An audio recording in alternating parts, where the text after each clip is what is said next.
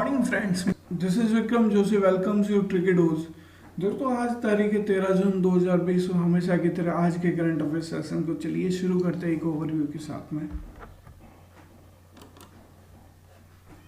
सबसे पहले हम बात करेंगे आज के स्पेशल डे की, फिर हिमाचल प्रदेश के द्वारा पंचवटी योजना लॉन्च की गई है उसको डिस्कस करेंगे। ओईसीडी के द्वारा इंडियन इकोनॉमी का फोरकास्ट किया गया है उसको डिस्कस करेंगे। इंडियन रेलवे ने first high rise overhead equipment का ट्रायल लिया है उसके बारे में बात करेंगे। और उत्तराखंड ने इनका सबसे बड़ा बायोडाइवर्सिटी पार्क लॉन्च किया है उसके बारे में बात करेंगे। और कुछ नेशनल इंस्टीट्यूशनल रैंकिंग फ्रेमवर्क के द्वारा इंडिया के इंस्टीट्यूट्स को रैंकिंग की गई है उसके बारे में डिस्कस करेंगे। और फिर कुछ क्विक क्विज होंगे उनको डिस्कस करेंगे। चलिए बढ़ते हैं हमारी सबसे पहले आज के स्पेशल डे के बारे में। दोस्तों, हर साल 13 जून को मनाया जाता है इंटरनेशनल एल्बिनिज्म डे। दोस्तों, एल्बिनिज्म क्या होता है उसके बारे में जानते हैं।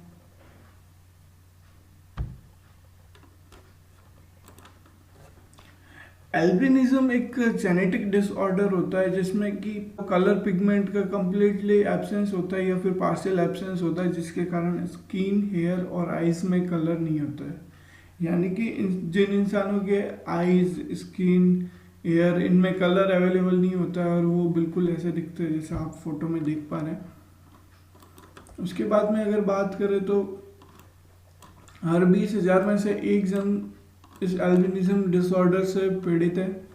और एल्बिनिज्म एक कॉन्टाजेनियस बीमारी नहीं है कि ये संक्रमित बीमारी नहीं है कि ये फैलेगी, ये जेनेटिक डिसऑर्डर है। तो हमें इनसे कुछ परहेज नहीं करना चाहिए या इनको डिस्क्रिमिनेट नहीं करना चाहिए। उसके लिए अवेयरनेस फैलाने के लिए ये दिन मनाया जाता है। और ये सिर्फ ह्यूमन में नहीं, प्लांट्स और एनिमल में भी अवेलेबल है और वो भी सफ़र करते हैं इस बीमारी से। अगर हम एल्बिनिज्म की बात करें और इस साल के थीम की बात करें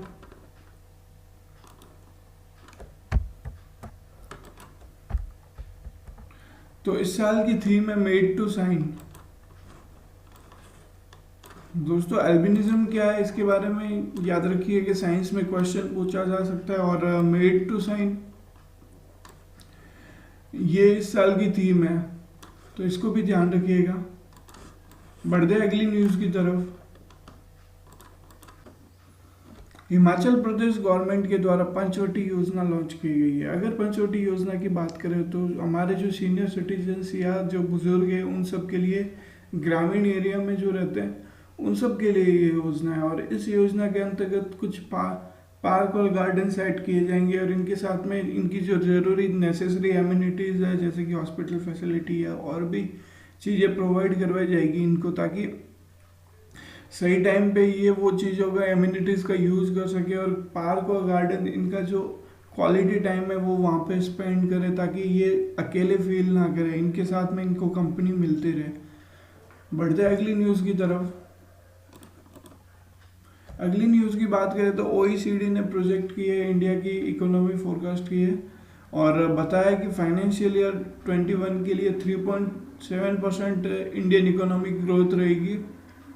और इंडियन इकोनॉमिक ग्रोथ रेट की बात करें तो अगर इन्होंने बोला है कि अगर सेकेंड कोविड-19 आउटब्रेक इंडिया में होता है तो ग्रोथ -7.3% चली जाएगी। बढ़ते हैं अगली न्यूज़ की तरफ। इंडियन रेलवे के द्वारा first time high rise overhead equipment का ट्रायल किया गया और इसके कॉन्टेक्ट वायर की हाइट की बात करें तो 7.57 मीटर है और इसको सक्सेसफुली ऑपरेट किया गया गुजरात के 2 स्टेशन के बीच में, पालनपुर और बोटाड। और इसके अगर रेलवे की ये न्यू अचीवमेंट की बात करें तो वर्ल्ड में फर्स्ट रेलवे है जिन्होंने ये ट्रायल किया है। और इसके साथ में जो रेलवे का एम्बिशियस मिशन था ग्रीन इंडिया, उसके तहत ये ग्रीन इनिशिएटिव लॉन्च किया गया। अगर हम रेलवे के मिनिस्ट्री की बात करें तो हमारे रेलवे मिनिस्टर पीयूष गोयल जी है। बढ़ते अगली न्यूज़ की तरफ।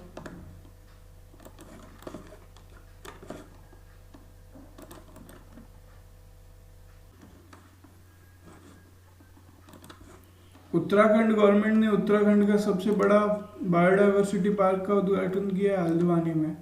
अगर हम उत्तराखंड फॉरेस्ट रिसर्च विंग की बात करें तो इन्होंने बायोडाइवर्सिटी पार्क को बनाया और इसका उद्घाटन किया, और 18 एकड़ में फैला हुआ है ये पार्क, और 40 थीमेटिक सेक्शन रखे गए इसमें, जिसमें 500 स्पीसीज के प्लांट्स होंगे। और इनका मेन ऑब्जेक्टिव की बात करें तो ये ह्यूमन लाइफ में हर प्लांट्स की क्या उपयोगिता है उसको समझाने के लिए ये पार्क बनाया गया है।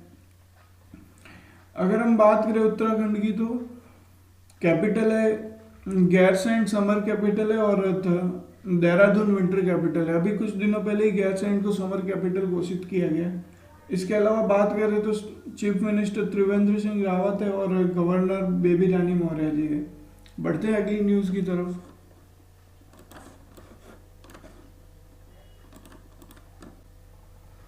अगली न्यूज की बात करें दोस्तों तो नेशनल इंस्टीट्यूशनल रैंकिंग फ्रेमवर्क के द्वारा इंडिया के सारे इंस्टीट्यूट्स को रैंकिंग की जाती है, और इनकी रैंकिंग आ चुकी है 2020 की। तो ओवरऑल रैंकिंग कैटेगरी की बात करें तो आईआईटी मद्रास ने फर्स्ट टॉप किया है, और उसके बाद में आईआईएससी बेंगलोर सेकंड रैंक पे, आईआईटी दिल्ली थर्ड रैंक पे।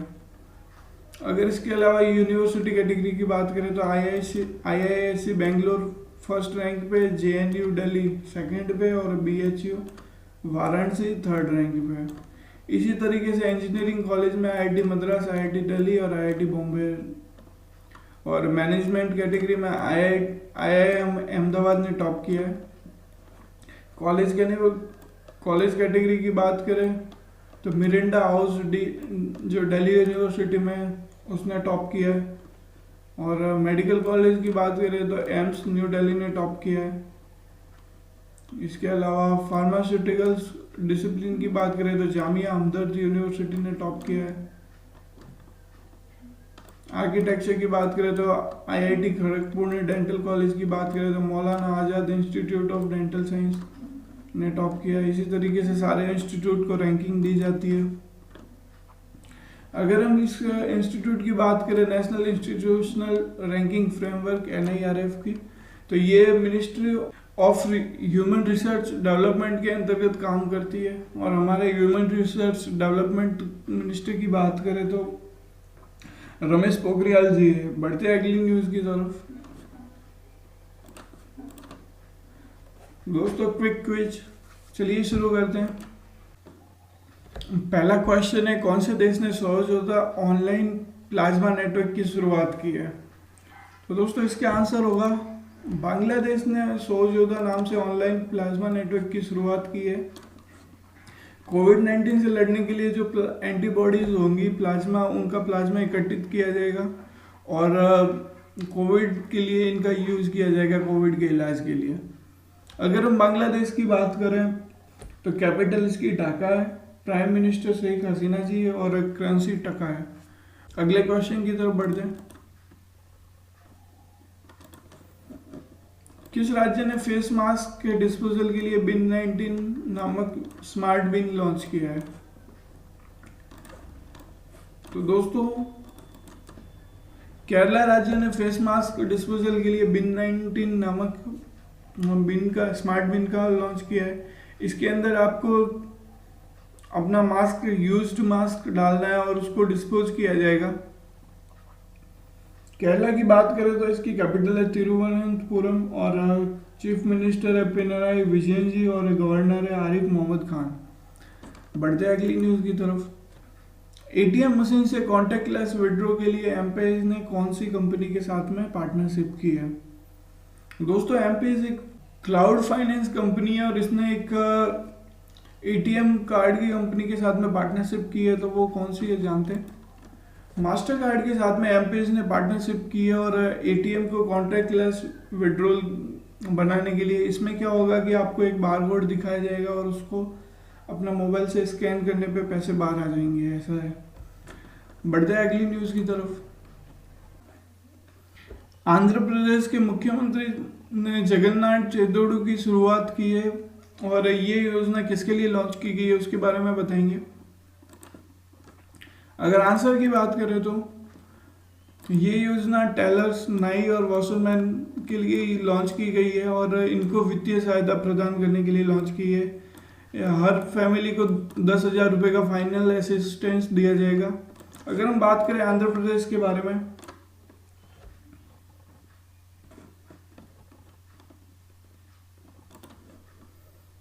कैपिटल अमरावती है और चीफ मिनिस्टर की बात करें तो वाई.एस. जगनमोहन रेड्डी जी है और गवर्नर की बात करें तो विश्व भूषण हरिश्चंद्र जी है। बढ़ते हैं अगली न्यूज की तरफ। हाल ही में राष्ट्रपति पियरा नकुरुंजीजा का निधन हो गया है। यह कौन से देश से संबंधित है? अगर हम बात करें तो ये राष्ट्रपति हैं बुरुंडी के। बुरुंडी के राष्ट्रपति का भी निधन हो गया। अगर हम बुरुंडी के बारे में जाने तो देखिए, यहाँ पे बुरुंडी है, यहाँ पे ये युगांडा, ये रवांडा और इसके नीचे बुरुंडी, इसके नीचे ये तंजानिया और यहाँ पे ये विक्टोरिया लेक है।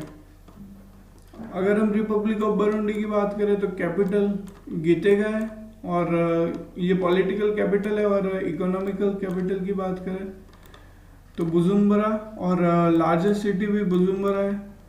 करेंसी की बात करें तो बुरुंडियन फ्रैंक चलता है। बढ़ते हैं अगली न्यूज की तरफ।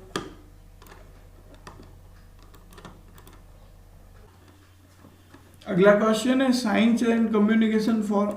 दोस्तों ये फोरम है, फॉर्म नहीं है, फोरम है, का गठन कौन से डिपार्टमेंट के द्वारा किया गया है? तो साइंस कम्युनिकेशन फोरम की बात करें तो इसका गठन किया गया है department of science and technology के द्वारा। Department of science and technology के द्वारा साइंस कम्युनिकेशन फोरम का गठन किया गया।